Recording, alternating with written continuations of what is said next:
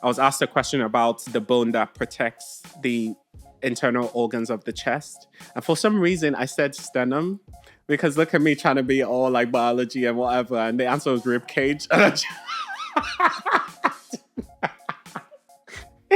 Sternum, rib cage, sternum, rib cage. It happens, right? It happens. It does happen. It does happen. But, it does happen.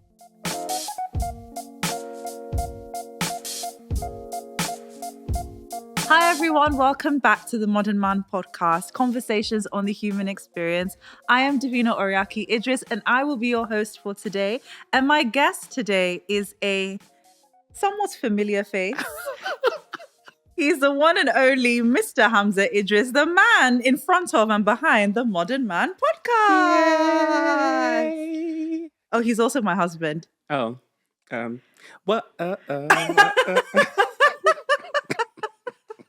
How are you, babe? I'm good. I'm okay. I'm blessed. I'm happy to be here. Like I feel like it's been a while. So It's been a while you recorded, or it's been a while that no, it's been a while. Like the whole process has been, it's been a long time coming. It's been a process. I feel like at this point it's almost been about a year of planning, and thoughts and everything. Because you started Q2 last year. Yeah. Like getting. Yeah, that's when the idea came in. So, yeah. Gosh. I know.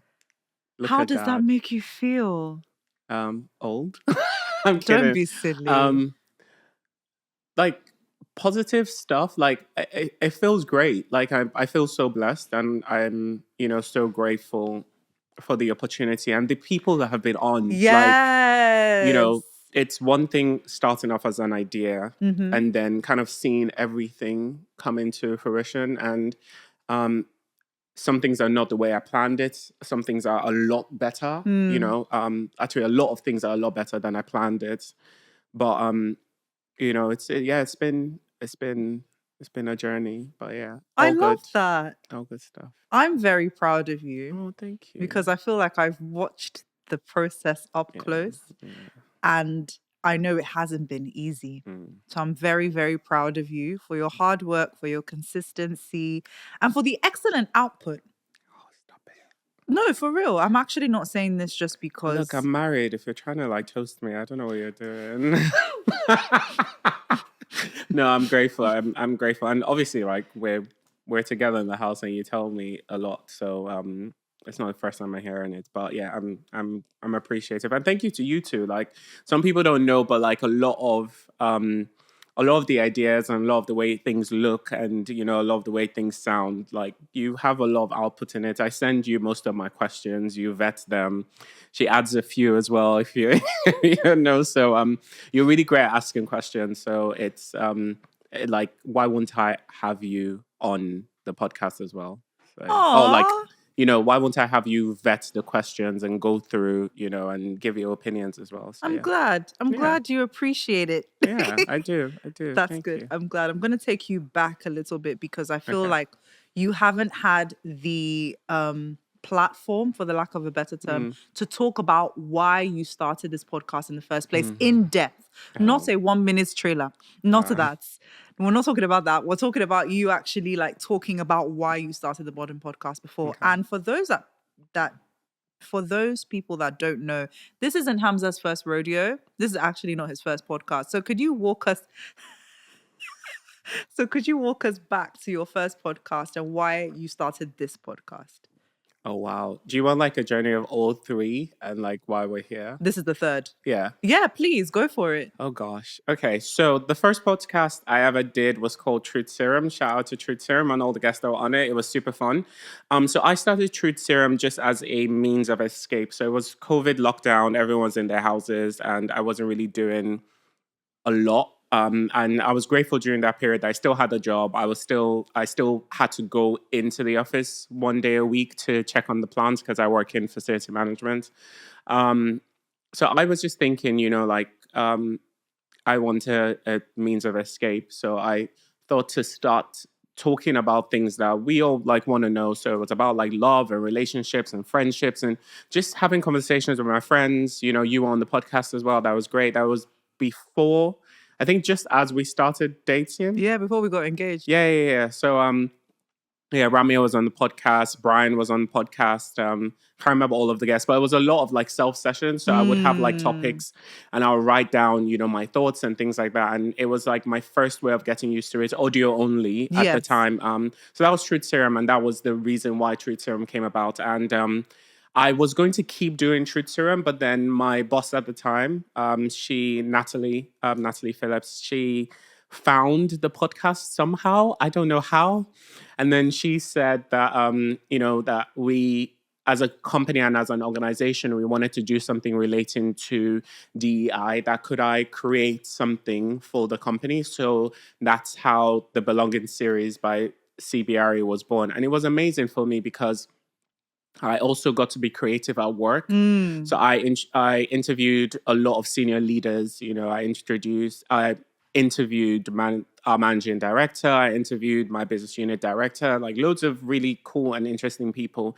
And that was great. But a couple of things happened with that. One, I got really busy at work. So I changed contracts and I was in a really, really bad contract. And I did a reel about it. Yeah, go check it out. Yeah, we won't go too much into that, but yeah, that was an experience. So yeah, I just didn't have the capacity to do it, so I kind of stopped. And I wanted to keep doing it, but I left the company and then I moved to a different company. So when I moved, I obviously couldn't take the podcast with me. As great of an idea that was, and in some shape or form, I hope I get to revive the Belonging series because I think it's really helpful for people in the workplace. But yeah, coming into this new season, new job, new company, I was thinking a few things. One, the main thing is that as men, we don't really have a lot of spaces that are made for us in terms of like community. And I'm not talking about job opportunities and stuff because we can, spend all day talking about how there is kind of like an imbalance, in terms of when you talk about male versus female opportunities and all of that stuff. But when we talk about spaces, because men are less likely to be vulnerable about their thoughts and opinions and their fears and their feelings and all of that stuff.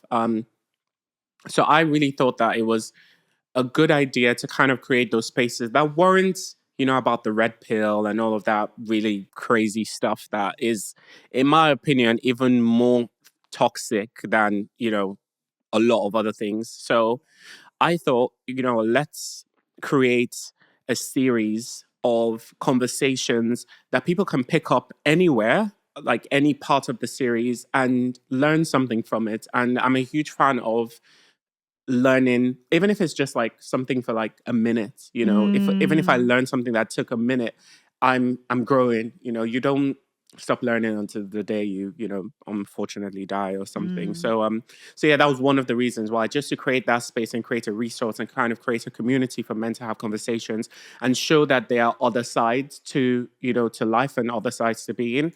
The second thing was almost, I guess, more of a personal, I don't want to say selfish, but a personal point of view.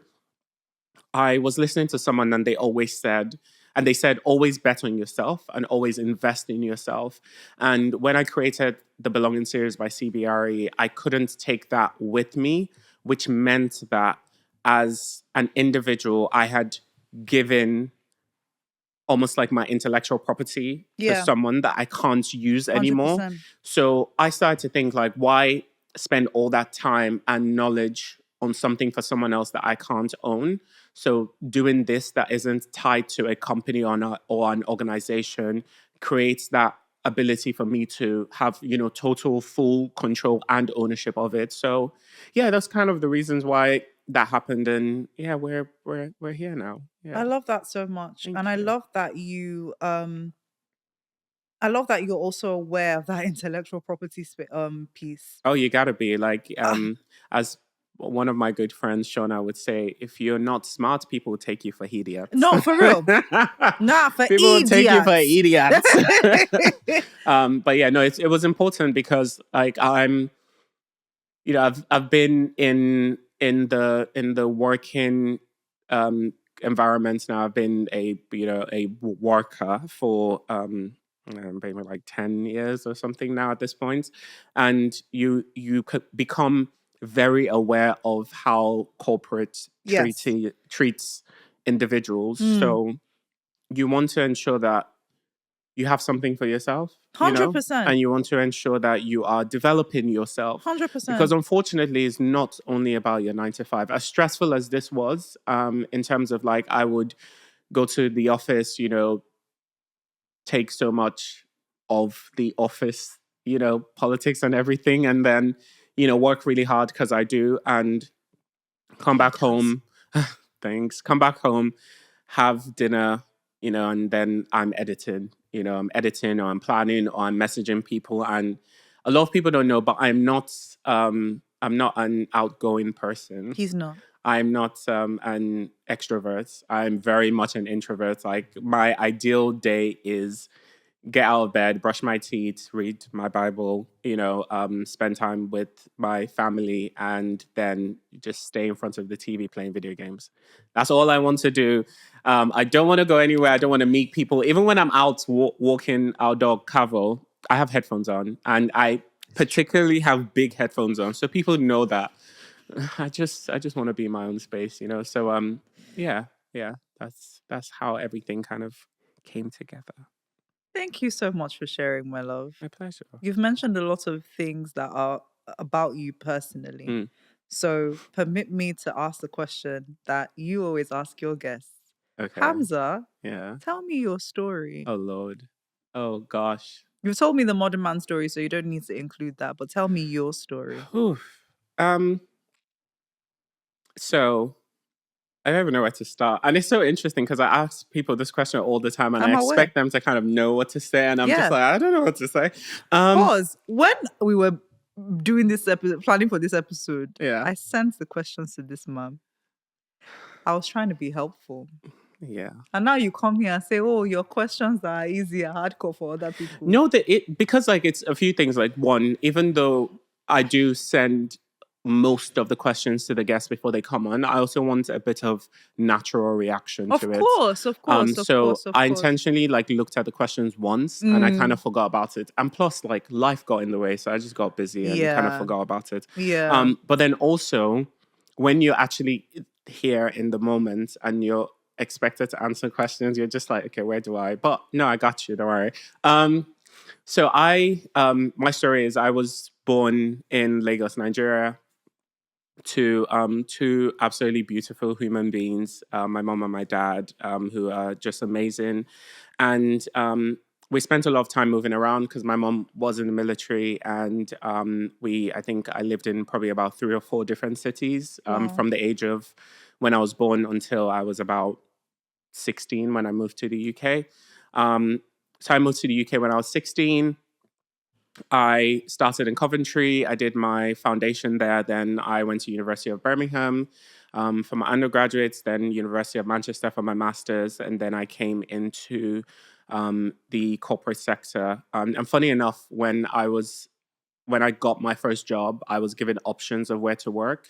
And I said, you know what, I will go anywhere in the UK except London. And that was where they sent me. And I've never left London since.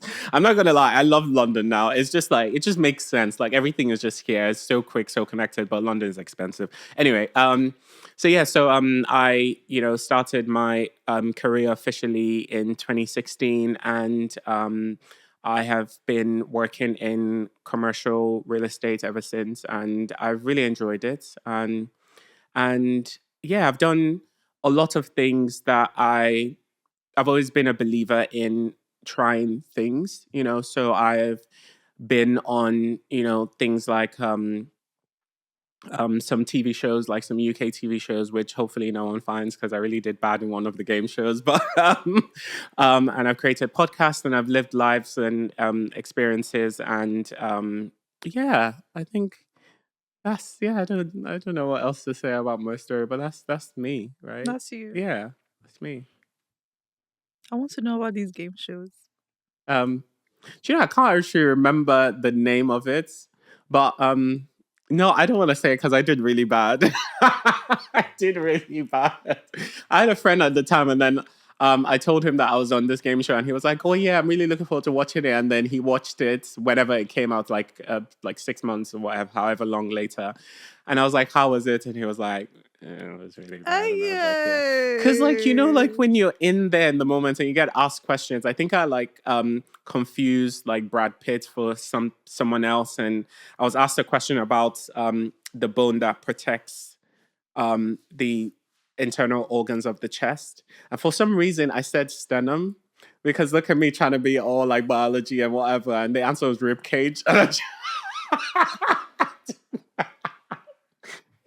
Sternum, rib cage, sternum, rib cage. It happens, right? It happens. It does happen. It does happen. But it does happen.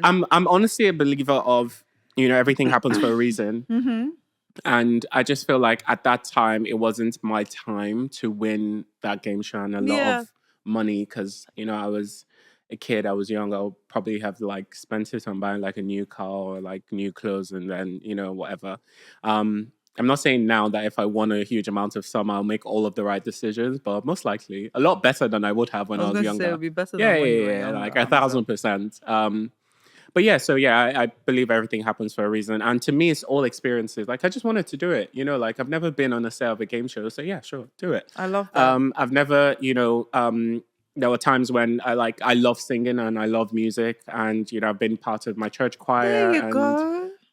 Go on. And yeah, I've never... I had never recorded a song and I was like, yeah, I want to record a song. Like I like trying things. I like experiencing things. And yeah, that's really my story. I will always want to do something different that, you know, not really, it's not intentional to set me apart from everyone else, but it's just because why not? Why not? Like life is short, so enjoy it. That's what I was going to say. I was going to say that's a good way to live life, like being willing to experience and try new things because you only have one life on earth. Yeah.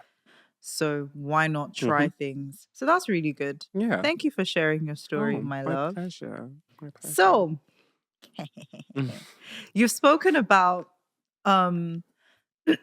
you've spoken about the importance of having your own thing outside of your 9 to 5. Yeah. And you've also spoken about how you'd have a busy day at work and then you'll come home and you'll have dinner and then go straight into editing and things like that. But you've also spoken about how you're introverted and this job, for the lack of a better term, being a podcast host and producer, you have to engage with people. You have to ask people questions. You have to go out of your way to ask people to be on the podcast, for example. All of these things and more, what would you say that has been the most interesting thing you've learned about yourself in this process? Interesting thing I've learned about myself. I think it's just that I can do it. Like, it's... What did the kids do? No, that like I can do it. Yes. And it's, as introverted as I am, I know that, you know, like when I had the idea for the podcast and we started to talk about it, I started to write down a list of names of people that I wanted or that I thought might be good. And I even started to search out people. So for example, in relation to the episode that is going to come out, or the episode before this when people watch this, with Ken, I never knew who it was, and I was looking for someone who was in that space, and you know, I found him, and his page looked really interesting. I listened to some of his videos, and I just reached out to him, and I kept thinking to myself, you know, at the end of the day, what's the worst thing that could happen? They won't respond to my message. I was like, okay, fine. That's the worst thing, you know. So I think that's the most interesting thing I've learned about myself, that through all of my fears and my, you know, introvertedness, I will just send the message. And I'm one of those people that I would open up my phone, I'll type it, I'll send it, and I'll just be like, don't look. don't look, but secretly like, oh, they responded, oh, there is, you know, kind of thing. But yeah, and I think, yeah, that's what I've learned. And it's helped me a lot in terms of that. Now I feel like I'm more open to just putting myself out there. And just, you know, I'm proud of you. It is what it is. Well Thank done. you. Because I know it's not easy. Yeah. For context, I really respect you. Whenever you say something, I'm just like, there's a reason why you're saying it. Oh, God. Do you understand? There's a reason why you're saying it. There's a reason why you're saying it, and you know what you're saying, and I shouldn't like try to convince you otherwise unless it is very, very, very, very important. Now, I've noticed that There are different categories of important. Food is one of them. Okay. When it comes to food, I shouldn't actually listen to you. I should just do what I think is best. Because I asked Hamza, should we carry snacks? And he said no, that we're just going to be talking anyway. But I carry the snacks because I know my stomach. And knowing our relationship, we love food. Yeah, but if the snacks are not there, then I'm fine. If it's there, then I know it's you there. will talk about how you want something in your mouth. Yeah, but that's different. Like, I'm a foodie. Snacks. I always want to eat something. And that's why, as your wife, I should ensure that not just you, but we. Not we. have something to eat. I love that. Thank you. I appreciate you for thinking about our stomach. It's okay. No, I have to think about it. It's Because important. being hungry is being another hungry thing. is the worst. It's not... it's not cool. It's not all. cool. It's not cute. Okay. We're back.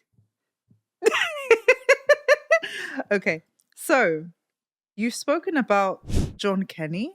Yes. You just spoke about John Kenny. You have had, let's count your guests. You've had Christian Faulkner. Yeah. You've had Peter Forshaw. Yeah. Then you've had Winston Clement. Yes. You've had what's that guy's name with the beard that is hilarious? Howard Saunders. You've had who was after Howard? You've had John Kenny. He's the fitness relationship. Yeah. He's everything. You've had John Kenny, then you've had your mom. Yes, mommy. My mother-in-law. Then you've had you're about to have Ken, yes. Ken. Yeah. Is that all? I feel like we're missing a few. We could be No, missing you someone. missed Dr. Matt Slavin. How could I? How could you? How? How and that's could you? Literally top 2 I love that episode so much. episodes of this season for me. I don't think he understands. I'm such a fanboy of his. Gosh, the burnout psychologist. And I feel like Ken Kelling. Yeah. There we go. So you've had how many now? 6, 7 on the podcast? So with Ken, it will be 8. Damn. Yeah, because this will be the 9th. Well episode. done. Thank you. Out of those 8, yeah. That's really, really cool, you know. Oh, because out of those 8, you scouted most of them, didn't you? Yeah, I think it was only your mom. Well, my mom, yeah, obviously. And then Winston was you. Yeah. And Christian, I reached out to before I started creating the podcast. Yeah. Because he works in professional services and I was thinking about a career change into professional services. Yeah. But yeah, everyone else I never knew. I didn't know. That's so cool. I know. How it's cool exciting, is that? not just for the podcast, but personally. Yeah. Right? What would you say was your thought process in scouting and selecting guests for the podcast? So I'm a planner. You are. So I first thought about what I wanted to talk about. Mm-hmm. And then I wanted to find someone that I could talk about that with. And then the next criteria was chemistry, right? Like, is the person a talker? Because the last thing you want to do is interview someone that you're like, okay, so tell me your story. So yeah, I work in this and that's it. And you're just like, oh Lord. Those interviews are really hard. The best interviews are where you ask one question and they spend 25 minutes. Like, I would rather have too much to edit than not enough. 100%. You can't add more to the video. It's painful when you're trying to drag things out of people. Yeah. It's painful. So that was my thought process, to find out the topic I wanted, find someone that was in that space, preferably someone who already talks about stuff. So subject matter expert, Yeah, and then finding someone that I felt like we had some sort of chemistry or connection. Yes. And what a lot of people might not know is that before recording, I met with everyone. So I had an initial conversation to tell them about the podcast. I think the only person I didn't talk to. Actually, no, I spoke to everyone. I thought I didn't speak to Dr. Matt before that, but I did speak to him. Yeah. So I had spoken to everyone before we actually got into recording. And the rest is history. The only other person that was supposed to be on the podcast series, we actually recorded, but the audio was so bad. It Oh was yes, Kwame. I remember that. So So sad. I'm still really sad and really hurt about that, but it just means that he's going to be on there for season 2. So we Yes. couldn't make a re-recording work just because of time constraints and things like that. But yeah, and Kwame as well. And Kwame is like, he's so cool. He's such an interesting individual, and he's Yes. extremely hilarious as well. Yeah, he is Just funny, isn't he? I feel like everyone on the episode, everyone on the podcast has been funny in their own way. They've been fun. Yeah. But yeah, that was the thought process in selecting people. I love that. Yeah. Something else that you mentioned is you love to learn, Yes. right? Even if it's 1 minute, as you said, you love that you're getting information that is new to you and you're learning something new. Yeah. So I know that this process has been invigorating for you. Yes, absolutely. Not just invigorating, but I'm sure you've learned things along the way. So tell me, how have the conversations with your guests shaped or influenced your perspective on the topics you discussed? And you can talk about however many episodes with however many guests you would like to. I think for me as a whole, what I've kind of gotten from everything is that we as humans, we kind of don't always know what we're doing and where we're going. And we just have to flow with the, ups and downs of life, because it kind of happens to everyone. And everyone who's on the episode has got a story of, how they were, in this job and they moved into this, or, they found this out, or this wasn't really working and all of that stuff. But to kind of like pick one specific thing, I think as someone who runs on a constant burnout state, the episode with Dr. Matt for me was almost like my personal therapy session. And it was an intervention. Fine. But I think the thing that I kind of got from that is that I need to replace. I need to be attentive to how my body is functioning and how my mind is functioning, and I need to be intentional about ensuring that I am taking care of myself and replacing certain habits with what I want longer term. So I think for me that has been the most, impactful thing that I can think of. And I haven't started where I'm in the process of editing Ken's episode, but from that conversation with him, one of the things that I remember and I took away from it, because this was recorded I think like in like January, so what, like 4 months ago, is that you don't start planning for what you want in retirement closer to your retirement. You need to start thinking about it now. Exactly. So yeah, being intentional about my health and my well-being, and starting to think about what I want my life to look like. And it's not just financially. Yes. It's also, family-wise, and location and health-wise and all of that stuff. So yeah, it's been, there's been a lot of learning. I've learned so much from watching every episode, and that I'm very pro AI. So the episode with Howard really got me thinking. Yeah. It really got me thinking about, he said something. Hold on, because I had to write this down. I feel like I know what you're going to say. He mentioned something about the amount of information and technology accessible to the general population, especially in the Western world, and how that makes us very entitled and insufferable. When he used those words, I was just like, harsh but true. It's true. I think we already are. Yeah. That's the truth. So customer service as we know it, especially because now in a lot of websites that we're using, there's AI embedded into it, right? I mean, even now, we just got an update with WhatsApp, and there's AI now on WhatsApp. AI. And I'm just like, huh? I already have Gemini, Gem, and ChatGTP, Chi. I already have them. Now I don't know what to call WhatsApp AI thing. What's the I can't remember what the inside actual joke name is. Yeah, go on. What? Oh, is that the new? That's what we'll call it now. Okay, cool. Yeah, I'm down. What? What? So customer service, as we know it, needs to be more thorough Yeah. because people are entitled and Mm. insufferable, right? So, we need a more rounded evolution. I remember him saying in that episode to match how the customer base is becoming. Yeah. But what does that look like to you? And how do we draw the line? Because I remember in the first episode that comes to mind with Christian Faulkner. Yeah. Very good episode. That was a very good start to the season. Thank you. He said, he talks about how when we're speaking with clients, we shouldn't be yes men. And you obviously in client delivery, you know that sort of relationship and dynamic with your clients where they don't see you as a yes man but a value add. They come to you for expertise is very important. Yeah. So matching those two thoughts together in my head, I'm just like, okay, the customer base is becoming insufferable. But in order for us to continue adding value add, we need to remain experts in our fields. What do you think now is that value add in the world we live in with AI?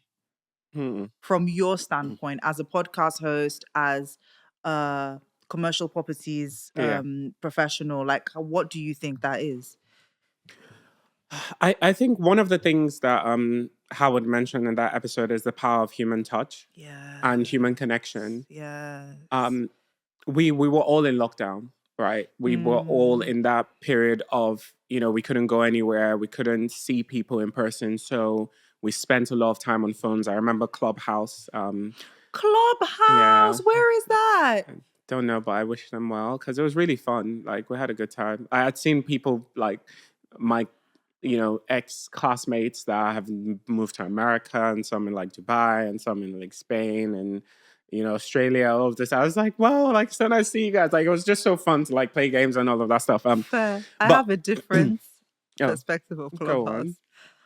Sorry, I'm Nigerian, so I will speak in certain vernacular, but I thought it was full of Itunu people. In what way? Do you know those smarty pants in class that don't keep their mouth shut? I feel like that's what Clubhouse was full of. Really? Oh yeah. People that just love the sound of their own voice and think they're so smart. Wow. That's what I thought. But maybe I'm just a hater. R.I.P. to everyone that was in Clubhouse with you.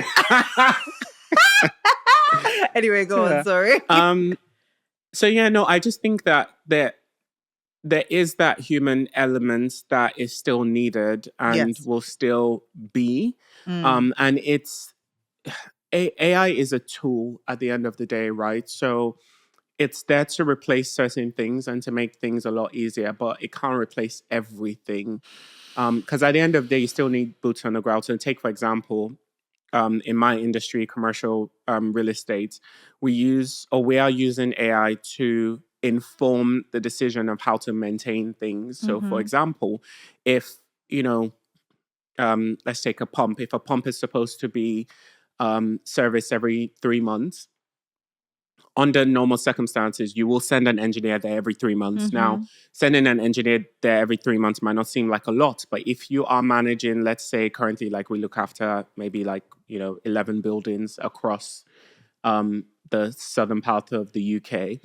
Now, if you think about sending an engineer to those 11 buildings to look after the pumps, you're thinking about, an increase in the carbon footprint, for example, even if they're driving electric cars, right?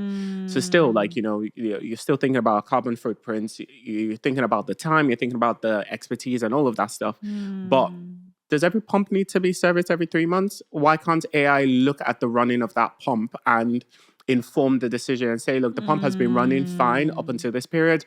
The vibration is within the normal range. The output is within normal range. Energy consumption is within the normal range.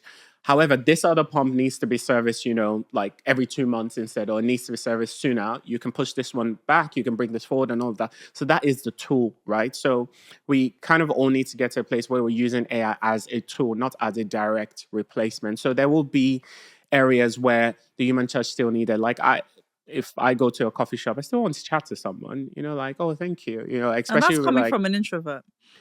Oh, okay. Maybe not chat, but I want to see a friendly face. I do want to see a friendly face. Yeah, Same. something like that. Same. And at the end of the day, like, I feel that humans are, sometimes we undersell ourselves and the value that we have. And there's so many amazing ideas that have come from AI. So think, for example, I know that now you're a fitness girly.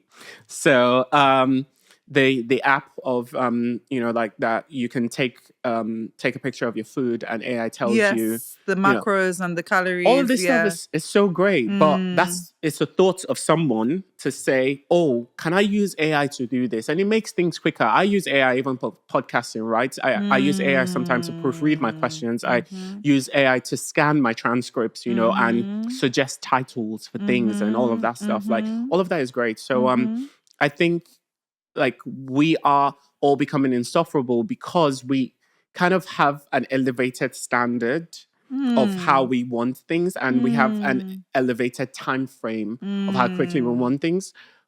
But we should all use that AI as a tool to generate quicker outcomes, to generate better, Yes. responses. Take for example, transport and retail.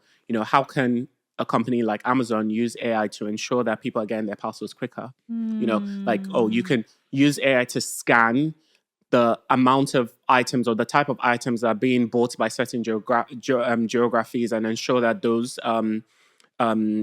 consignment centers or whatever they're called, those shipping facilities and locations stock more of a particular product because like things like Based that, on demographics, exactly. Like yeah. AI helps with those things. While it will take a human can do it, but it will take a human a long time to sit down and look at all of this, look at the trends. Like it just really helps. And in a conversation with Howard, he was saying, which I agree with, that previously we thought that AI was going to replace the blue collar jobs. But that's not the case because we still need boots on the ground. We but do. what we need is a revision and a change of the processes and a change in the quickness of how we deliver things and things like that. So that's where I see it now. I mean, this time 2 years ago, AI was not where we are now. So who knows? We might wake up tomorrow morning and yeah. Yeah, don't say too much. Yeah, exactly. So and for any AI listening, yeah, we're cool. Thank you. Do you find Yeah. that you're polite to AI? Oh yes, all the time. I mean, I'm a polite person generally. You are. But like, yeah, I always say please and thank you to I take it a Jam step Jam further. and Chi Chi. I'm endearing. Oh God. I let them know that I've given them nicknames. Oh Lord. I ask them how they are. I ask them, oh, if you were a human being, what food would you like to try? Especially so it depends. If I'm Girl, asking I don't want to them, know that. you That's don't want too to much. know? That's scary, man. I should stop. I know it exists though. But no, please carry on. I think it's very Do your thing. interesting. No, it is interesting, yeah. But Yeah. it's also really scary. Let's talk about episode by episode. Well, Oh, not wow. episode by episode. Okay. But there's just certain things that I want to ask you about. Let's go. So in the episode with Christian Faulkner, Mm-hmm. you discussed the importance of expertise, and this is just picking back off the Matt Howard, not the Matt Howard, Howard Saunders question I asked. So you discussed the importance of expertise and not being a yes man. Mm-hmm. With your experience, this is where I need your advice because Hamza knows how to navigate these people. I don't. Not all the time. He's much better And than it's me. God. We thank God. Yeah. But please pass on some of the knowledge and understanding with your experience and expertise in client delivery. How do you offer advice to someone new in their career journey, right? In challenging or declining client suggestions respectfully, maintaining boundaries, but also ensuring you communicate that you have the client's best interest? Wow, that's a loaded question. I think you know the answer to it because you're so good at it. I feel like it's a yes. In answer to the question, like I feel like the answer to it is like yes and no, because not every situation is the same. Yes. Like you kind of have to approach situations very differently. So, I feel like if you're in a situation where you have a client who is not really taking your advice and suggestions and all of that, you kind of need to figure out why. Now, is it because they've had a really bad experience with your company, organization, or service delivery partner? If they've had a bad experience and they've come from a place where they haven't been listened to, their opinions haven't been heard, the work that has been promised hasn't been done, you kind of have to rebuild that relationship first before you start pushing your own agenda. Because it's like anything in life, right? Like if you just meet someone now and they're like, "Oh yeah, let's go here, let's do this," you just I don't know, you slow your roll, you know. But if you know that person and you kind of build that relationship and that trust, then it's easier for you to say, "Actually, I have this suggestion. I think this will work," and all of that stuff. So I think what's important first is to try and build that relationship before you start pushing your own agenda. Sometimes if you feel really strongly about something, then prove to them that it will work. You know, and say, "Hey, like I know you feel that we should do this, but let me just show you. Let me show you that my idea will work. Let me show you that this will be a good route to take." And then, yeah, like once you rebuild that relationship, a lot of things start getting easier. It's when, if you feel like you can't build that relationship, or the relationship is really hard to build, then you have to start thinking of, maybe, is this the right place to be? Because there's only so much you can push, and there's only so much you can do. You don't want to get to a position where you break the relationship or you break yourself. Like that's not healthy for anyone. Yeah. Fair enough. Thank you so much for sharing that. Yeah, of course. And you're right. You have to understand why. Yeah. First. That really does help. Especially if it's a declining relationship or something that you've walked into that doesn't feel right. Just understand why first and fix that issue first. Once you fix that issue, every other thing should fall in place. Now, if it doesn't fall in place, you then need to kind of figure out why. So like I said, the reel that I released, I had done everything for this particular client. I had rebuilt the relationship with their subordinates, you know, and other stakeholders, and things were moving in the right direction. Everything that was promised had now been delivered, and we had, you know, future plans, but he just still wasn't happy. So I was like, this is definitely not me, it's you. So peace. You know, peace and love, because like I've done everything I can for you. I can't do anymore. So I need to take myself out of the situation so that I don't hurt myself. And at the time, it seemed like my career was over, or it seemed like, you know, woe is going to be me, and, you know, like all of that stuff. But look at me now. We thank God. Like it is what it is. So this thing. But yeah. Thank you for sharing that. In the episode with John Kenny, you both discussed the importance of having friendships outside of your primary relationship or primary marriage engagement. And I just wanted to find out, because I have a male best friend and you have a female best friend. Shout out to Bua and Ramia. And I was just wondering, are you able to highlight some of the healthy indicators of keeping such friendships respectable to the primary relationship or marriage? Not primary as in polyamory. That's not what I'm saying. Yeah. I'm saying you have a spouse, a girlfriend. I'm just letting people know. I just want everyone to understand. When you say healthy indicators, like what do you mean? Like, can you? Because I feel like I know what you're trying to ask, but I'm not sure. I don't want to give you examples. Okay. So I would say the first thing is that, to be honest with people out there, like before you get into a relationship, you should kind of know who you're in a relationship with. Because like, and John talks about it on the episode. Really good episode. Yeah, really good. And shout out to John, because he's such a cool guy. He's such a cool guy. He's so soft-spoken. So soft-spoken. But he's a big man. Like his voice should be on like meditation. He is a big man. He's a big man. Know, like I was watching his video the other day, sidetrack, and he was like, "Oh, he goes to the gym 4 or 5 times a week." And I'm just and he has been for like last 30 years. I'm just like, 30 years? What? Okay, that might be too much. And he might like message me and be like, yo, you trying to say I'm old or something? No, but even at that, by the time I'm 60, I want to be able to say I've been going to the gym for 30 years. It's actually something of pride. Yeah, you know, like ex-firefighter, all of that stuff. Like he's a big man. So, you know, we talked about it in the sense that, and like shout out to these guys that you introduced me to, who are now like one of my favorite podcasters ever is Abba and Preach. Abba and Preach are so cool. I hope I meet them someday. Them and Charlotte Dobre. Like, oh my gosh! But you know, they're three of them are in Canada. I know. Oh, Canada. Maybe we should move to Canada. Who's moving to Canada? It's cold, I know. But even this room is cold for me. wow. Yes.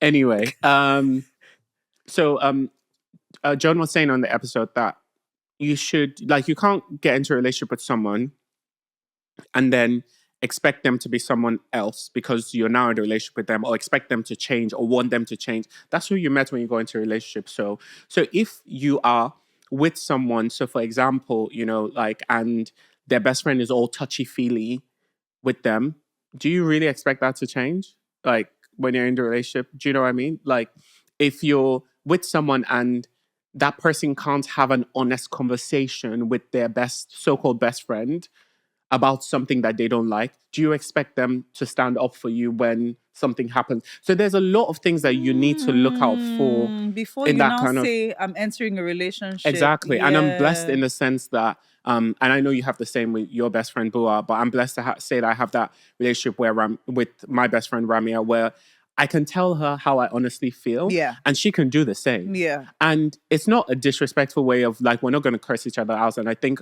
we probably haven't, like, fought or had, like, a blow up or a huge argument since maybe, like, 2017, I think.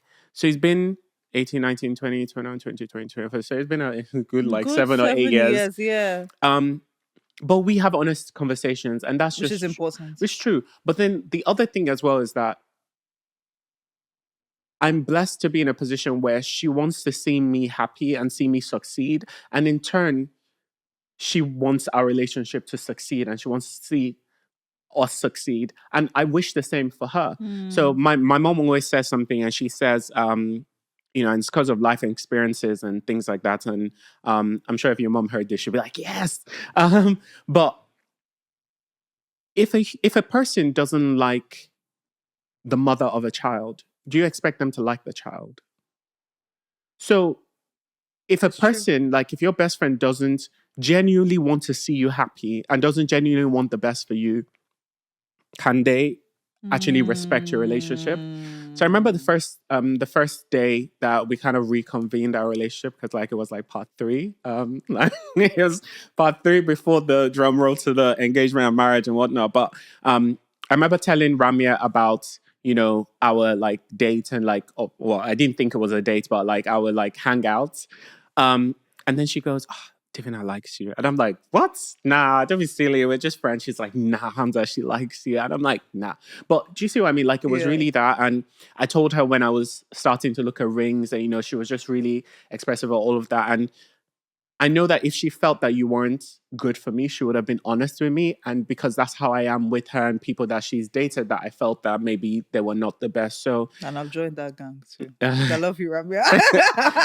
And that's what we should do, right? Yeah. Because like we are family. So like my best friend, she might not be your best friend, but now we've become close. Yeah, exactly. Yeah. Like she's part of the family, you know? So it's kind of like understanding who you're going into a relationship with and who that best friend of a person is. Like a good person wouldn't want to keep a bad person around. Do you know what I mean? And there will be signs of that. So if you're starting to see some of that and you try to address it and it can't be addressed, be careful. Be mindful of that, because little things lead to bigger things, So yeah, that's what I would say about that. And the same, like, I just thought about it now, and like with my other best friend, my really good friend Lee. How can I forget? How can I not give Lee a shout out?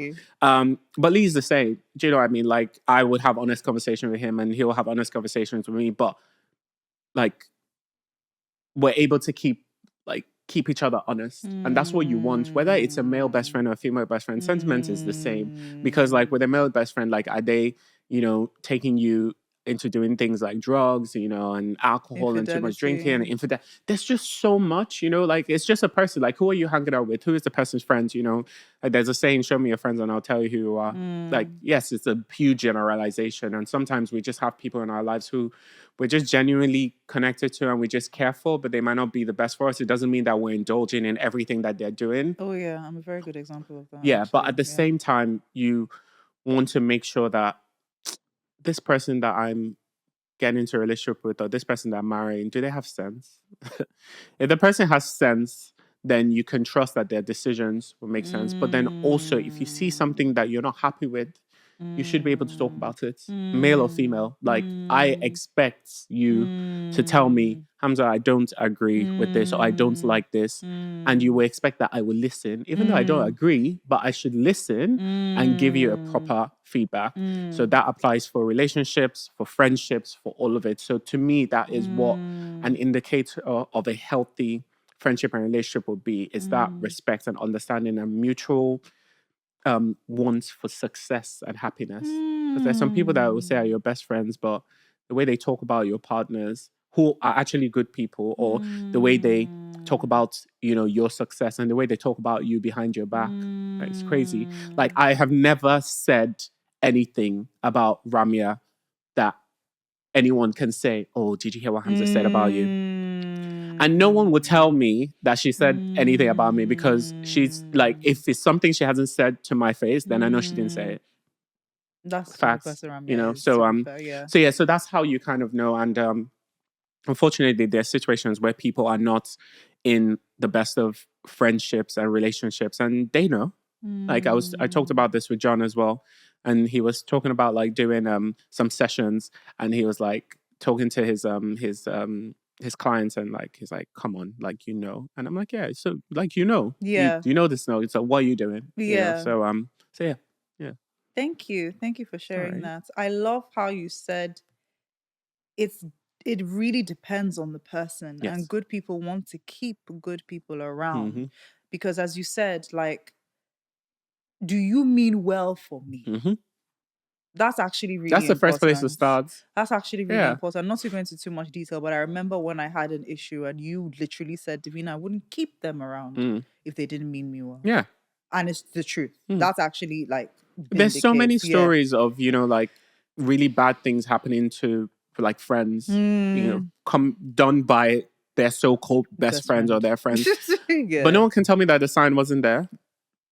A lot of the times, you know, I'm not in every single person's situation, so I don't want to overgeneralize, but the signs are there, right? All the fingers. So, again, to quote my mom, because I mean, why not? My mom will always say that, you know, like, it starts small. So somebody steals a pencil today, then tomorrow they steal 5,000. Then the next day they rob a bank. Then next day they kill. So like, you know. Clap, they turn into dance. Yep. I love how we're just both quoting our mothers. Yeah. Yep. Speaking of mothers, so the episode with our mom, your mom, my mother-in-law, you both discussed. I love how you call her your mother-in-love, by the way. That's so cute. I mean, it's so cute. Her. So there we go. Your mother and yourself. English is hard right now, but you both discussed values that she instilled in you while raising you. And I remember, oh my God. So if you haven't watched the episode with Hamza and his mom, it explains why Hamza is the way he is. If you know Hamza, like, that episode explains why Hamza is the way he is. That hard work, that responsible, that I'm taking responsibility on my head. That's Hamza in a nutshell, right? You both discussed, as I said, values. Yeah. What would you say is the value that she instilled in you that you are most grateful for? Oh, wow. Oh my. I'm most grateful for. I'll probably say I feel like these two go together, so I won't just say like one of them. I'll say both of them together: hard work and resilience. Oh my gosh, like, sometimes I'm working and I'm working so hard.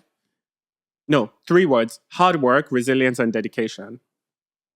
Those Thumbs 3. Up, Hamza. Yeah. See, those 3 go together, because it's not just hard work, but are you dedicated to the work that you're doing? And then are you resilient? Because like, storms will come. So like, how are you going to weather the storms? But sometimes I'll be doing some things and I'm working and I'm looking at the time and I'm just like, I need to get this done. And a lot of the time, people don't know how much work you've put into things. And we were talking about this the other day. Like, I feel like in corporates, especially in like if you're working as a service partner, a service provider, you kind of have two clients. You've got your own company and you've got your client itself. So true. And sometimes people just wake up with the aim of messing your day up. They just want to F shit up. Like, they just want to like cause you. Funny how you bleeped out one word and you don't bleep out the other FSR. There's no short form for S. Shit. It's what it is. But I feel like shit is not as bad as the F word. They're all swear words. Well, it's not the same. Different levels. That's how we know we're Nigerian. Yeah. Because SHIT Yeah. in Nigeria is not a swear word. It's Oh, just really? another word for poop. Oh, exactly. But it's actually a swear word. It's not the same. Anyway, so yeah, those words, because like sometimes like, you know, just people are not appreciative of your work. And I've said this before, as long as like my name is attached to something, I really want it to succeed. And it has positive and negative, because like a lot of the times people ask me like, you know, like, oh, you shouldn't take things so personally. But that's why I do, because like I've poured my heart and soul into it. I care for my people so much. Like, I want their best interests at heart. And it does cause a lot of company hurt for me sometimes. Like, people don't understand, but like, especially my employers a lot of the time don't understand. But when I'm with a company, I feel like ingrained into that company, and I feel like it's almost like my company. Not like I'm bossing everyone around, but like I feel like we all want to succeed together. So when things don't happen the way I feel like it should, or I'm not treated in the right way, it hurts me a lot, because I don't tell them when I'm working until 8 p.m. My contract says this time to this time. Like, 8 p.m. is even true. I was early. gonna say, yeah. So like there are times when that happens, and you know, like you don't say anything, but like, you know, then bonus season comes around and they're just like meh, meh, meh, meh, meh, meh, meh. Or like pay rise season comes around, they're like meh, meh, meh, meh, meh. It's just like, the hell? Like, do you know how much stuff I've done? Like, there's just a lot. So but you know, as a Christian, then a lot of these things that my mom has taught me and that I've learned in life are backed biblically. And then if you think about the verse in the Bible where it says, you know, whatever your hand findeth to do, do it with all your might, you know, and do it unto man as if it was unto the Lord, you know. So for me, that's why I'm like, this is what God has given me. I have to put a certain amount of excellence into it. And it's not just corporates, because then some people will be like, oh, do you just do that for corporate? But I do it the same for like my home life as well. Yeah, everything that concerns me. And I do it for church. Like if I'm in worship team, because that's really the talent that God has given me. Yeah, if I'm singing and, you know, I'm leading worship, or I'm, you know, teaching vocal lessons or whatever, I'm trying to put in my all into it. And if I can't put in my all into it, I just won't do it, you know. So yeah, those are like hard work, dedication, and resilience. For me, yeah, like what my mom has taught me. Actually, both of my parents. I think hard work probably came from my dad. Resilience and dedication from my mom. Yeah, definitely. I don't mean to put you in a therapy session. Go on. But I do have a question. Okay. Speaking of the hard work, dedication, and resilience, Yeah. which are 3 of the millions and millions of things that I love about you. Oh, thanks, babe. Which is actually the truth. When I say that Hamza puts his everything into everything he does, it is very admirable, but it also is a cause for concern. Was there a question here? Yes, there is a question.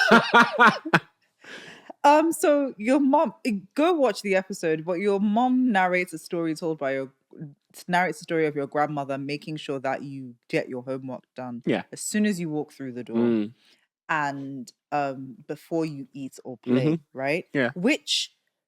Which has then instilled in you urgency to do what is important. Which is something I feel like a lot of people lack.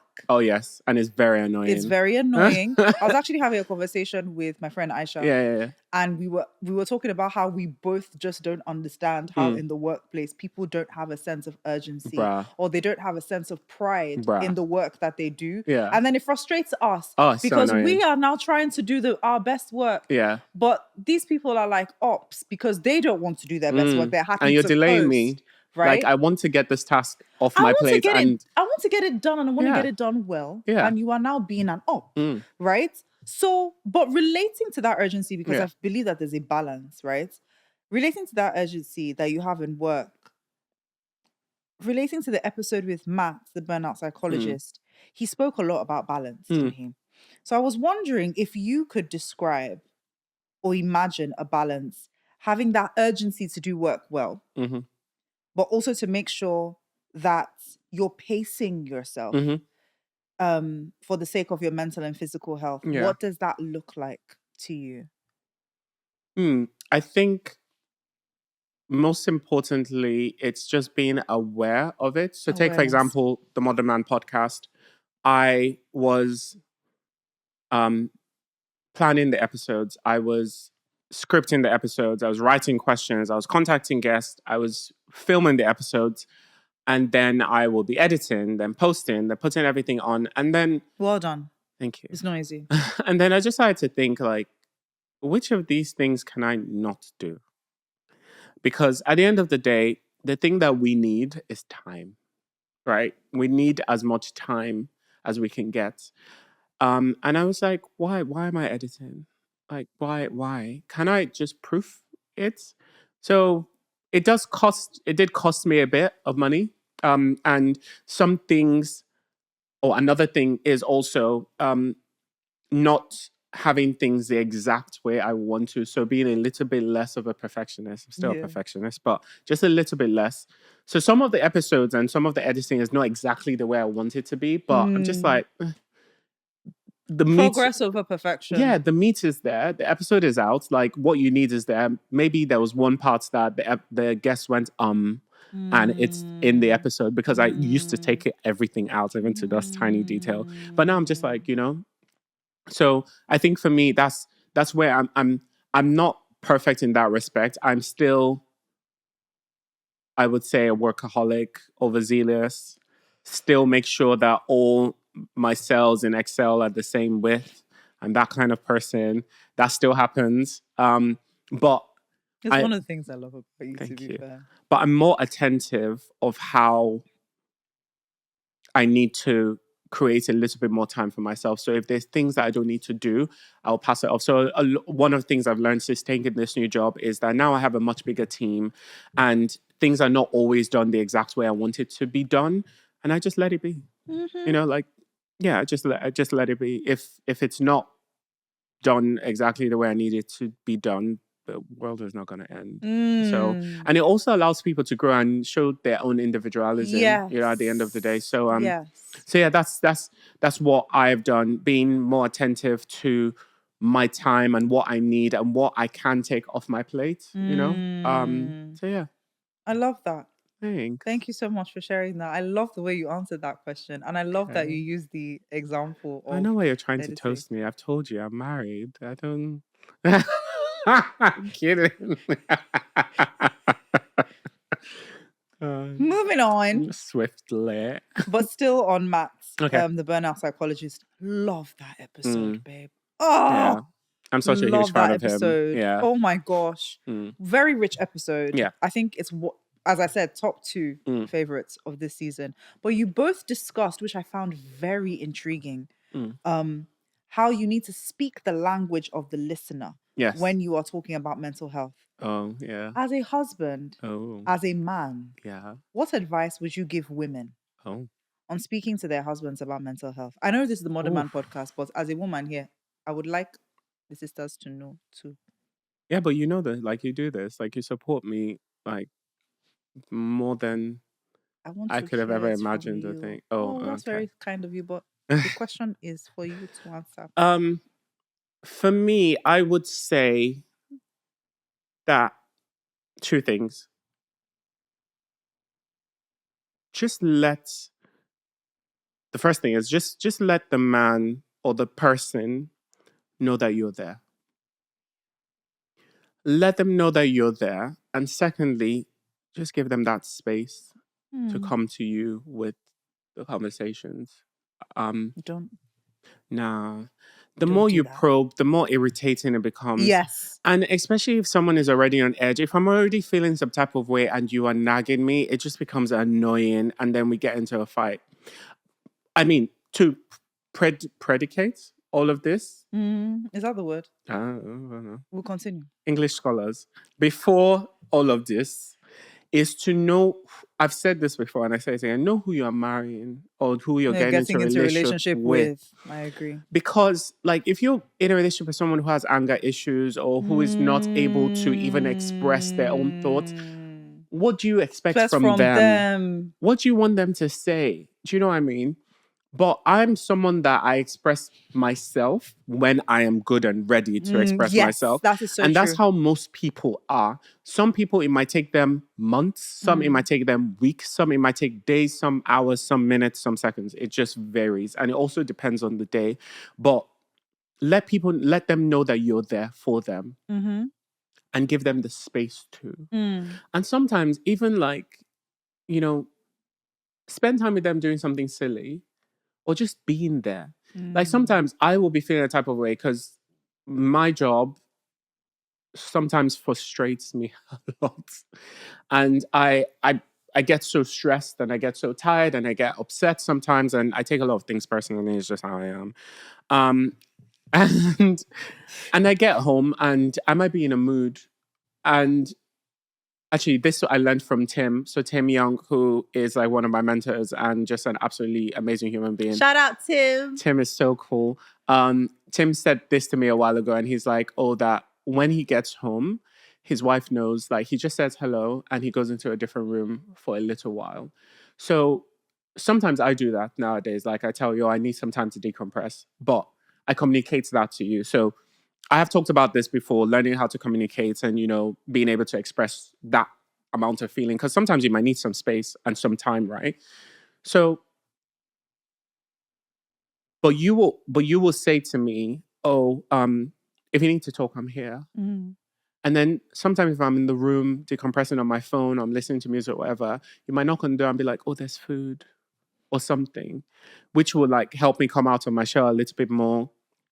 And then we might sit down and eat, and you'll be like, oh, what do you want to watch? And we might watch something funny or something silly. And as I'm doing all of this, because you're just there, I might just say, oh, can I tell you about like something that's been bugging me? Do you see what I mean? So not only have you told me that you're there, you're not bugging me about answer me or tell me what's going on. Because partly I have communicated to you that, like I need some I've had sort to of... learn it. Yeah. But then also, you've created that space and that environment for me to feel comfortable, for me to let my guard down. And I always say this, like, there are a lot of people who don't like going home and who don't enjoy their own homes. I'm not one of those people. I don't like to go out for drinks. I don't like to go out for dinners with people. It's not that I don't love my work colleagues and my clients and all of that stuff. I would just rather be at home. Like, I love my own space. We have a beautiful home. We have a gorgeous dog. We do. We don't have any kids yet until God says it's time for us to. But I like our own space. So we've created that space and that ambience. And I don't come back and it's toxic and you're like, oh, so what's going on with you? And like, da, da, da, da. And there are days where we are both stressed from work. Yes. This is not like an only me situation. Yes. But we give each other that space, and I'll come into the room and ask you, you okay? But like, yeah, I'm fine, babe. And I'm like, okay. And, I'll go to the living room or I'll say, oh, if you want to talk, I'm here. So yeah, let people know that you are there and then give them the space for them to come to you because you will get a more rounded and wholesome answer when you allow people to come to you. And it will just be better for your relationship and for your mental health. Yeah. So that people don't feel like, oh, I don't want to talk about this, so I'm not going to go home. I'm going to stay out a bit longer, or something like that. So that's what my advice would be. Yeah. Get into marriage, to be fair. That, let me stay out a little longer. Yeah, that's how it starts. You're now where you're not supposed to be. Yeah, and then someone comes say, oh, you look a bit stressed today. Can I help you take some of that off? Nah, thank you. I'm already in my house. Flee from me, Satan!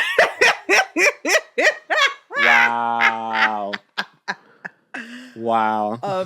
I love that it's that framework, for the lack of a better term, is let them know that you're there and create a space that allows them to open up when they are good and ready, but also don't try to nag it out. And obviously, because this is a question that I've asked for women, even though this is a men's podcast, but it's a question that I've asked for women is because I've learned also, just based on just picking back off what you've said, you need to also meet people where they are. The way you may want to receive space is not the same way another person will want to receive space. And it does take the willingness to learn, right? Yeah. So, for example, with you are an introvert and you do like your space, which is the opposite of me. I'm not very extroverted. Neither am I very introverted. Yeah. But you're definitely a lot more extroverted than I am. Yes, but also I don't like too much space for too long. Yeah. I don't like it. But Hamza is fine. Oh, yeah, I can exist. I mean, I grew up as an only child. I was an only child for 18 years. 18 years. So I've learned to be in my own space. I'm very comfortable. I know. And even my mom, like, well, that's when we started dating, that's one of the things she said to me because of COVID and stuff. Like, there was a period where we spent like a good week or so together. Yes. And when I told her, I was like, oh, Davina is coming over because of COVID, and our housemates just came back and needs to isolate. So she's going to be coming over and she's staying for like a week. She goes, ha. She goes, ha. Are you sure you'll be okay? And I'm like, yeah, why? She's like, you don't like anyone in your space. It's true. Even my mom, like, she was like, oh, I will come, I'll touch this. She say, no, mom, don't touch it, don't touch it. But I just like, I like things the way, but yeah, that's how I am. But then also in a reciprocal manner, I have also learned that you don't like that much space. So after I've been alone for a while, I will sometimes feel like, I wonder if Davina's okay. And I don't want her to be worried about me, or I don't want her to feel some type of way or feel like I am upset with her. So I might cut down the amount of time that I need alone just to spend time with you. But in all, like, giving you your own flowers as well, like, when I do come into that space, you don't nag me and you don't make me feel like, oh, it has to be an event, like we have to do something. You're very happy to just sit there as well. Like, you would say to me, oh, if you just want to sit on your phone, we can both be on our phones, or we can listen to music, or we can watch something, or we can eat something, whatever.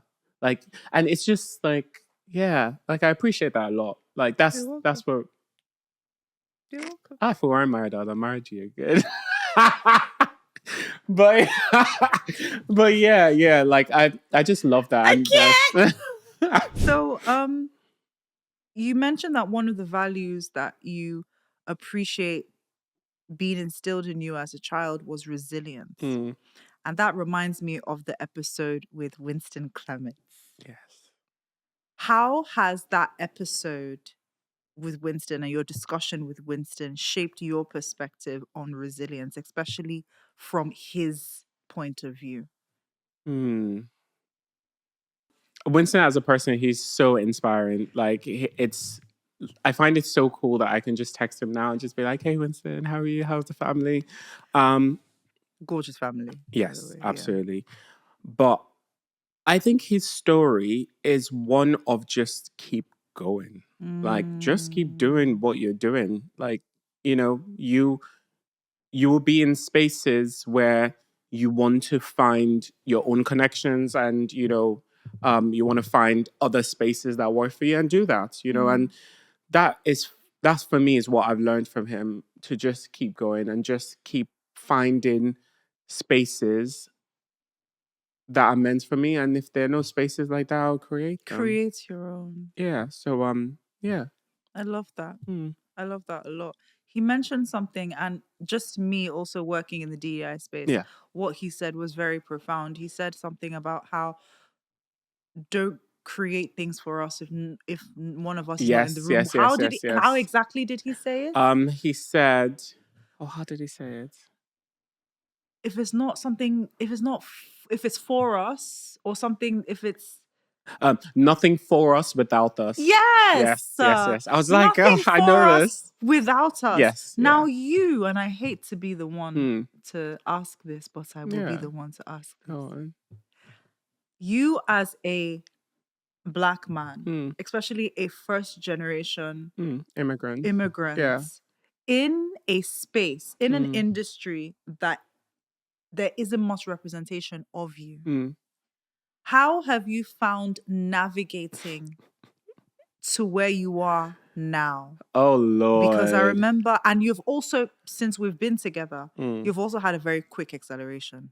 We thank God. We thank God for that. But there it were has been reasons very for it. Yeah. interesting how you've navigated that. And I just want you to share some of the things that you're comfortable sharing.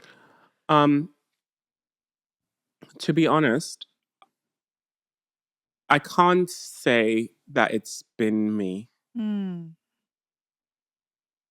Because I'm in a place right now where I wouldn't say I'm the happiest I've ever been. You know, I wouldn't say I'm the happiest I've ever been career-wise. I'm the happiest I've ever been, like, outside of work. But when it comes to work and my career and all the other stuff that comes with that, I'm in a little bit of an interesting place. Spot, yeah. Where I'm, I wouldn't say concerned, but I'm just thinking about what I want and expect from my life for the next few years. But in everything that has happened and where I am today, the only person that I can really attribute and thank for that is God. 100%. Because there's a prayer that I've been praying recently, and it's been that, God, even when I am not present, speak for me. Because it's naive to think that people are not having conversations about you behind their back. And as someone who is extremely dedicated to my craft, I care a lot about what people say and think about me, as much as I might not show it. But I'm pretty sure I do show it. When it comes to your work. When it comes to my work, I do care a lot. Anything else, you can go really, like, hug a transformer. I don't. Not a hug a transformer. Yeah, it is what it is. So but Nigerian of you. Yeah, I know. But yeah, that has been my prayer. But everything has been God, and just taking up opportunities. I would say that I've been blessed to have a lot of people that have helped shape my career. So, for example, I will forever be grateful to Natalie. I think as a woman in the commercial real estate space, she really showed me that, like, you can do this. She's a mother of 3, and they're not like big kids. Like, they're young. Since I've known her, she's had 2 children. So it's not like these children that she had already given birth and she focused on her career. And she's still, like, director level and above that, and now leading up an amazing team in Singapore. So I've had helpers. I've had really great clients like Tim, who, I've had so many good people that have, like, helped me or given me the opportunity. And by God's grace and with a lot of hard work, I have shown that they haven't put their trust and they haven't given the opportunity to the wrong person. But there have been reasons, or there have been times when I have doubted myself and I haven't been confident that I would get what I deserve because of who I am as a person. And that's not just my skin tone or my race. It's also the fact that I am not a kiss ass kind of person. I don't do that. As one of my favorite singers, Adekole Gold, says, he doesn't kiss ass, is not healthy. That S is not healthy.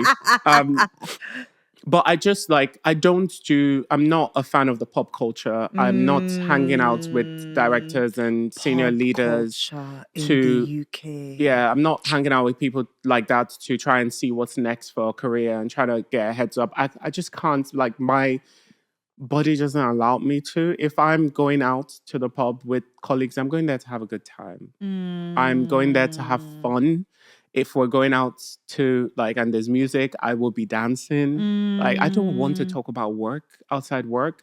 But at the same time, I want my work to speak for itself. And it should, you know? It should. Yeah. So I have been in positions previously where I felt that I wasn't going to get the promotion I wanted because of my race and my personality and just who I am as a person. And I took myself out of those situations, and I, by God's grace, found a different opportunity, and I moved. And the reason I am in my position today is because I started looking for a new job because I felt that I wasn't going to get the promotion I needed to get where I was before. And that's just being honest and speaking facts. And some people would disagree with it who were working at the time, but like, facts are facts. I mean, and if anyone feels otherwise, like, I'm happy to have a conversation and, outside the podcast and kind of show you the progression and say, so why was I in a very similar position 3 times? Like, yeah, I'm really great at, in my industry, you call it like remobilizations and transformations and all of that stuff. But I don't think at the time that anyone worked as hard as I did. And in very different scenarios, with creating a podcast and still showing up to work and doing my best to kill it every single time. So that's just how I felt, and that's what the facts and the evidence pointed to. So yeah, I've been blessed in the sense that God has helped me and given me opportunities. And I've been blessed to have such great parents that have instilled such good values in me that have helped me career-wise. And I've been blessed that I've had people that have helped me along the way. And that's really been it, to be honest. Like, I don't know what I'm doing in the terms of how many of us do? Yeah, I don't know what tomorrow will be like. I still have fears and concerns like everyone else. I still look at my bank account sometimes and be like, how do I carry this one and add this two? And, but in all things, I'm thankful, and I give thanks to God, and I give glory to God. And, I'm ready to work on what's next. I'm ready to see what's next. I will always be ready to go, for something else, God willing and in good health. So yeah, that's been me. I've not done anything special or specific. I've just taken everything as it came. And whenever I felt that the opportunity wasn't serving me or wasn't going to serve me, I took myself out of the situation, and luckily I've always landed on my feet. Yeah. Thank you so much for sharing that. Yeah. From someone looking from someone on the outside looking in, what I would say is, obviously, all glory to God, but there's a way God has orchestrated this that I'd like to shed some light on. I think, first of all, God has orchestrated in a way that you have already been, certain values have already been instilled in you. Yeah. So that excellence, that diligence is already in you. Yeah. Which I can say is something that a lot of immigrants have. Yeah. Right? Yeah, If I'm being specific, because we feel like my parents felt, and other immigrants feel like they have more to prove in another man's land, right? Yeah. So that's the foundation. God had already orchestrated it that way. What's the saying? Work twice as hard to get half as much. But yeah. It is well. We will not be getting half as much in Jesus' name. Amen. We'll be getting double portion. Amen. Multiple fold. Amen. Amen. Amen. So God orchestrated it in a way that you already have the values needed for success in you, right? But I also, from what I'm hearing, is God also orchestrated it in a way that allies absolutely saw your work, right? Yeah. And the reason I ask this question, because obviously the vision for this podcast is that people take something away from it, is that for those who are immigrants or children of immigrants that are watching this podcast in another man's land working, it isn't just good enough to work hard. Oh yeah. It isn't just good enough to be diligent or excellent at what you do. You need the right people to see your work. There are a lot of excellent people that are doing things that are just like, whoa. But they don't get 100th of the recognition other people get. And I'm not saying this directly to me. I'm just talking about it In generally. general, Like yeah. even if we take, for example, specifically the music space, the music industry, Mm. we have a friend right now who I think can probably stand toe to toe vocally with some of the best Oh people yes. out there. Oh yes. And she's not getting the recognition and the funding that we know she deserves. Yeah. Of which, just out there, if anyone is in the music space and you're looking for an artist, we know the exact person that would kill it, you know. But we digress. But yeah, it's not Can we just put her music in the comment in the description? yeah, of course. Why not? Yeah. Yeah, I mean, can we Priye. Priye? Yes, yes, Priye is Priye is amazing. amazing. We'll put her links in Yes. the description box so you can have a look. And even Yeah, if you're yeah. not just in music, enjoy good music. Yeah, yeah. If you enjoy good Yeah. music, like please listen. And she just did a live show recently, which we were just screaming about in our rooms. I've watched that so many times. Yeah, yeah. It's so don't good. Want it, don't want it. Oh, gosh, it's so good.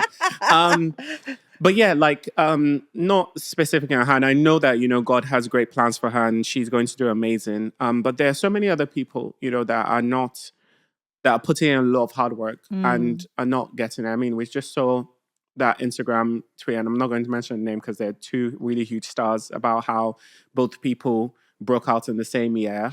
One has had, you know, only 4 movies and the other one has had over 80 movies. And the 4 movies this person had has been overly successful, and the half of the, you know, like 90% of the other person's movies have not even been as successful. It's really just, it's not just only about hard work. It's not just only about that. And it's, you know, having, it's God at the end of the day, but it's also having, you know, people that see your work and appreciate it and help you. Because as Tyra Banks once said, even bosses have bosses, right? Even bosses have bosses. So like, you know, yeah. So yeah. So sorry, allies I and no, interjected. please, it's all right. So allies and advocates, Yes. to be able to champion your work in rooms that you can't sit in. Yeah. That's what I'm hearing from your story. Another thing that I'm hearing from your story is, as introverted as you are, you still put yourself out there. Yeah. Which is another thing that I think people are still afraid to do. And I just, especially because you said it's in an ideal situation, your work should speak for you, but that's not always the case. So do you when you say that, do you kind of want to know one of the reasons why I do that? And I just put myself out there. So thank you. When I was moving to this country, my mom told me, and she said that, and she was praying for me, and she said, you know, like, you know, you would reap the benefits of the land and all of that stuff. And she said to me, look, you're in a privileged situation that you're moving to a place where a lot of people want to be.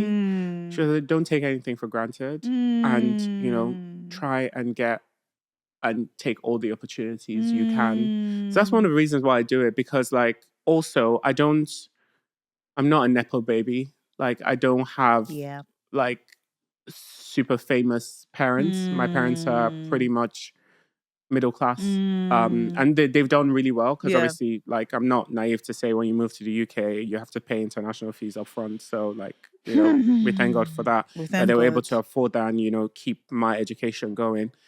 But yeah, she was like, you have to take all the opportunities you can. And I don't know where like success is going to come from. I don't know where God is going to expand me from, or where God is going to grow me from.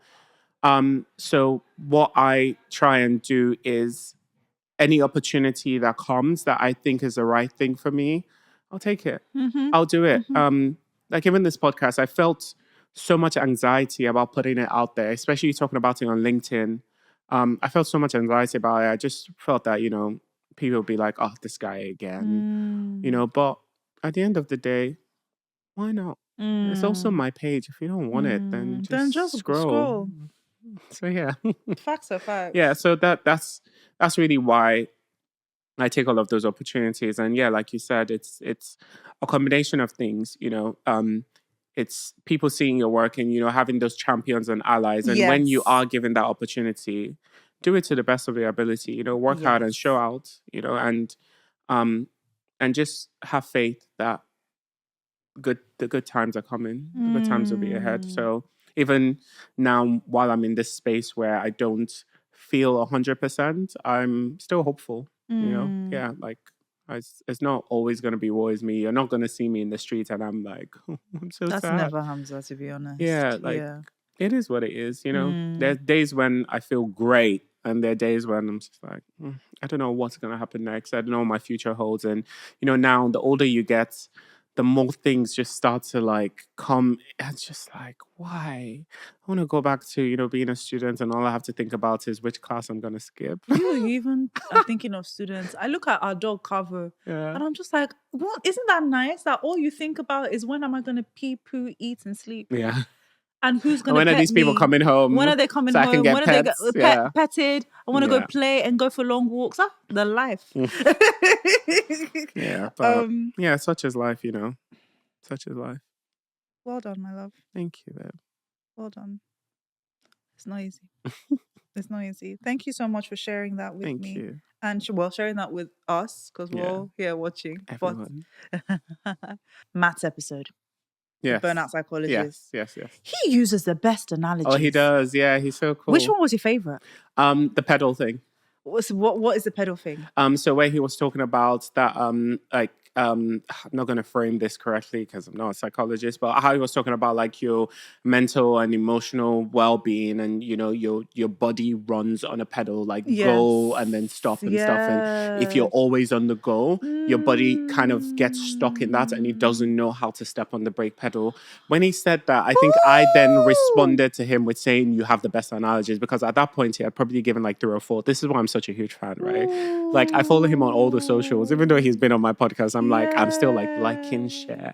Same. Like he's so cool. But that was my favorite because I am a visual learner. So growing up, I wasn't the best student because like I hated the like do as I say or read this. Like, I don't like that kind of learning. I like a visual learning. I like to talk. I like to do practice, interact, all of that stuff. So the fact that he was like, you know, analyzing that and talking about how sometimes it gets stuck and you kind of had to learn how to reset and learn how to take your foot off the pedal. Imagery, yes, the imagery. And it's not just taking your foot off the off the go pedal, but it's also stepping on the slow down pedal, you know, because if you take it off the pedal, you're still coasting. So you're still doing something, but how can you stop? And then learning how to, you know, when to use both. But yeah, he's so great. Yeah, he gives the best analogies. Oh yeah, he's really cool. He really does.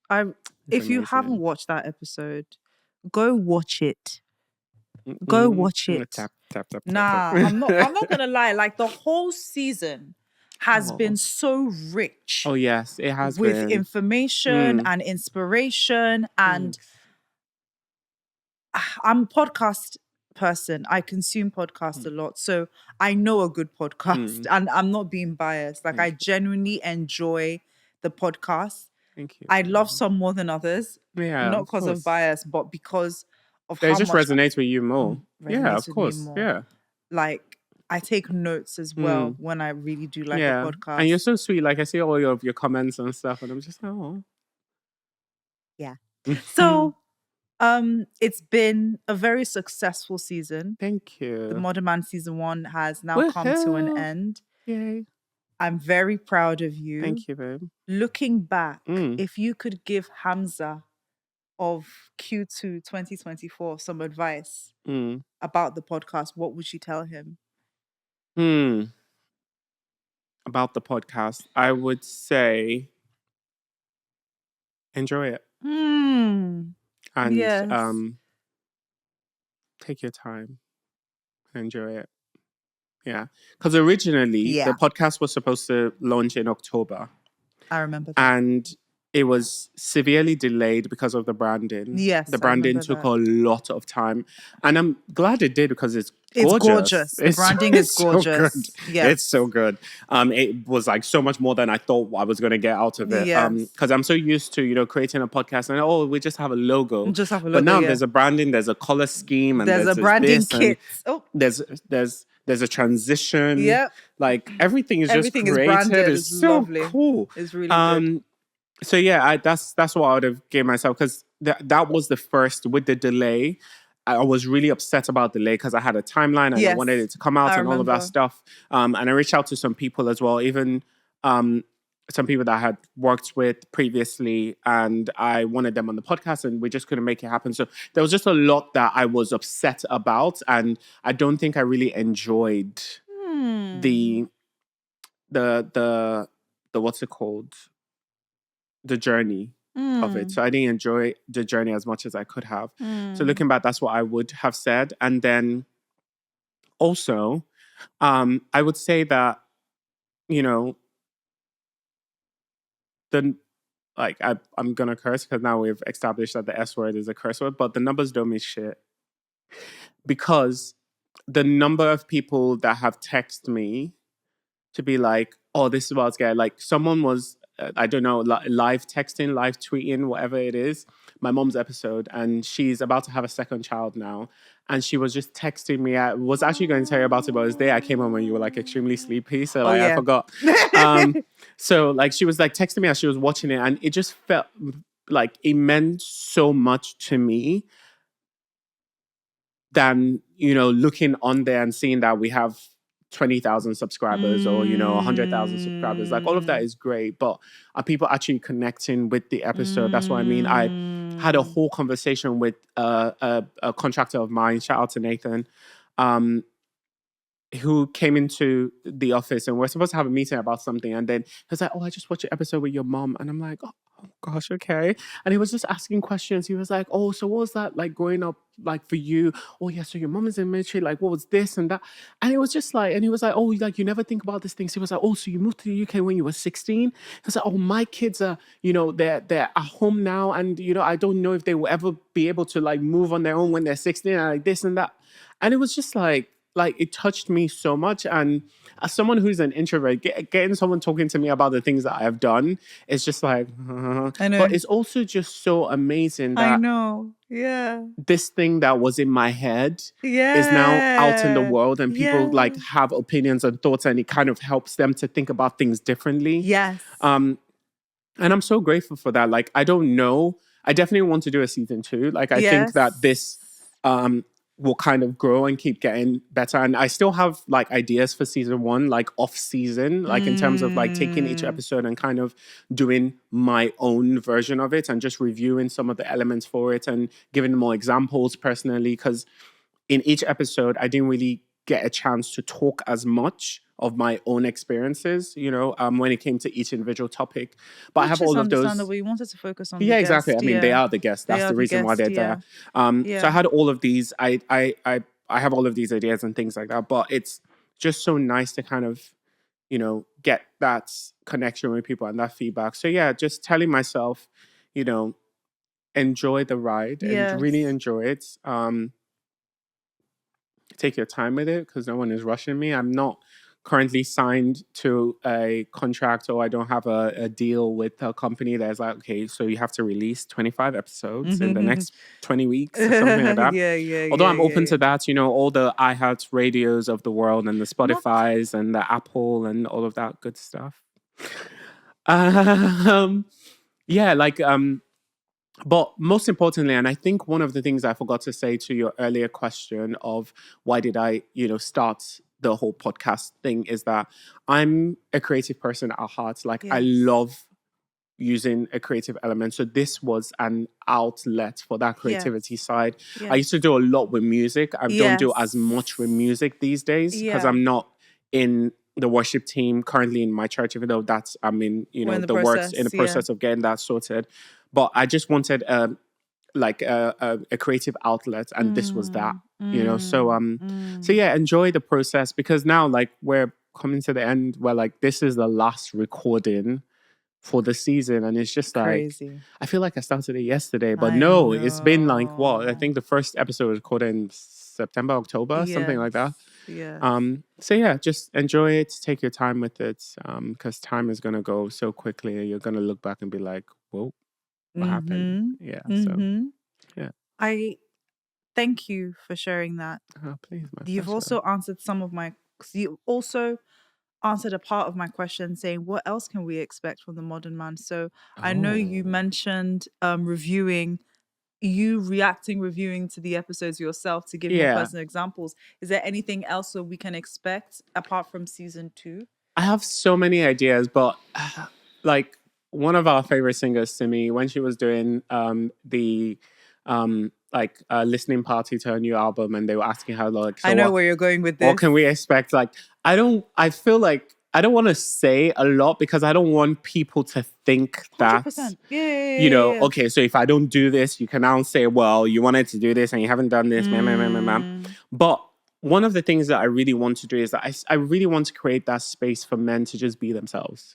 So I would like to do some, I would definitely like to do live shows. I think it would be really great to kind of have an audience and have them ask, live questions.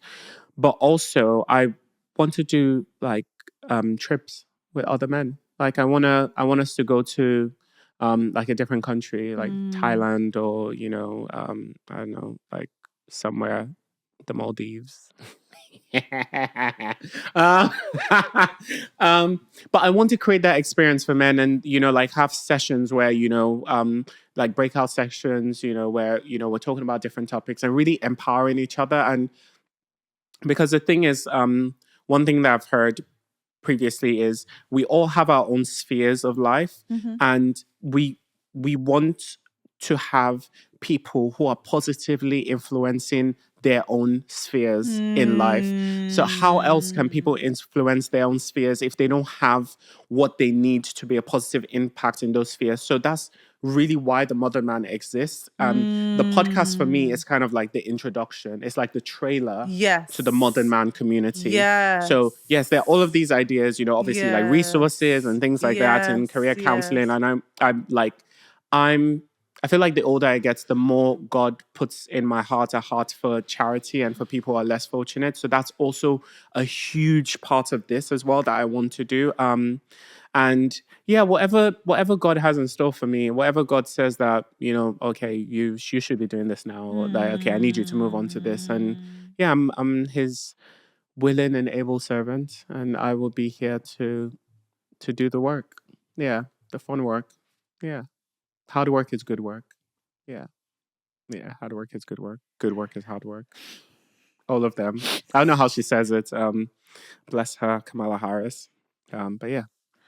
So if you're a man listening, a woman listening, whoever is listening, and you know someone in your life, a man that needs community, send this episode to them.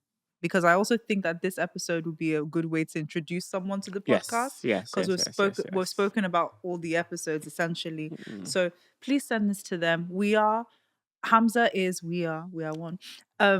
Focusing on developing that community. Yeah. For women, it's so easy, but for men, it's a necessity, but it just doesn't come as easy. So we just encourage you watching. If you know someone, send this to them, get them to sign up, and just get them to be part of the community. Because I do think that as a woman, I have access to so many things like this. I don't really see that for men. Yeah. Apart from the Andrew Tates of the world, which... Girl. Yeah, let's not. So I've asked you to advise Hamza before this podcast started, which the advice you gave is beautiful. Oh, thank you. It's very beautiful. What advice do you have for the modern man, Hamza? I had so many thoughts and I wrote it down, but I kind of would just give a summary, I think. Look, life is hard. I'm just going to tell you straight. It's true. Life is hard and life is not always going to be like what you expect it to be. True. So go with the flow of life, be open to good community. Take care of yourself, and that includes your physical and mental health. Yes. Be a good person because that's really important. And I think most of all, leave everything that you touch in a better way that you found it. Wow. And that to me, I feel like summarizes everything. As much as you can. As much as you can. As much as you can. And as much as you have influence over whatever it is, leave everything you touch or you come in contact with in a better position than you found it. I feel like if we all do that, and I feel like it can be so cliche, but it's so true. Like if we all do that little bit to leave things in a better way that we found it, and that's not just physical things, that's relationships, work relationships, personal relationships, romantic relationships, friendships, all of that stuff, life, career, everything. If we leave things or try as much as possible within our abilities to leave things and leave people in a better position than we found them, we'll be fine. And if you can't, just maintain it or walk away. Yeah. Please walk away. In fact, just walk away, please. Yeah. But yeah. Hamza, Summarize. Yes. my darling husband. Yes, Davina, my darling wife. I'm very proud of you. Thank you, babe. And I admire you even more. I admire you on a normal day. I don't let him rest. But I admire you on a normal day. But just seeing the podcast, this season, come to its natural end of the wrap-up episode, I admire your consistency. Thank you. I admire your resilience. Thank you. I admire your creativity. Thank you. I applaud your excellence when it comes to communication and your branding and your strategy. And I know it has been difficult because obviously we have our day jobs, we have the stresses of life, we have other commitments. Yeah. This is not the only thing that you do. Yeah. So I know that it can get a lot, but even through it all, that's value that your mother instilled in you. That resilience has really shone through. Yeah. And I'm proud of you. Thank you, I baby. can't wait to see what happens with season 2. I can't wait to see what happens with the rest of your projects that are associated with the Modern Man and your personal brand. And I am here to help in whatever way you need me to and in whatever way I can. Thank you. And I pray that God blesses everything that you have touched, everything that you have started. I pray that He gives you the grace to continue and finish with impact and with grace and with blessings in multiple fold in Jesus' name. Amen. Amen.